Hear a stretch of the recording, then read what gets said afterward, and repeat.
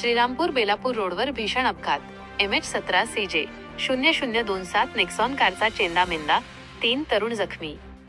श्रीरामपूर बेलापूर रस्त्यावर राजपाल कापड दुकानासमोर काल रात्री नोव्हेंबर 13 पहाटे रात्रीचे 3 वाजेच्या सुमारास एक भीषण अपघात झाला. MH17CJ 0027 या क्रमांकाची टाटा नेक्सॉन कंपनीची 4 व्हीलर कार डिवायडरला धडकून 3 पलट्या घेऊन पूर्णपणे चेंदामेंदा झाली. या गाडीमध्ये 3 तरुण प्रवास करत असल्याची माहिती स्थानिक नागरिकांनी प्रतिनिधींना दिली. गाडी श्रीरामपूर येथील असून गाडीतील तरुणही श्रीरामपूरचे असल्याचे सांगितले जात आहे. घटनेची माहिती. गाडीचा क्रमांक MH17CJ 0027. अपघाताची वेळ नोव्हेंबर 13 पहाटे रात्रीचे 3 वाजेच्या सुमारास.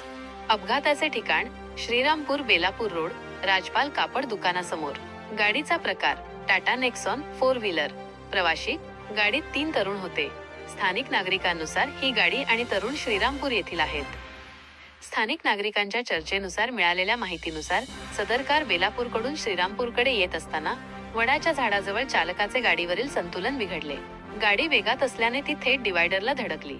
धडकेमुळे रस्त्याच्या मधोमध असलेले लाईटचे खांब पोल उन्मळून पडले आणि डिवायडरचे मोठे नुकसान झाले आहे.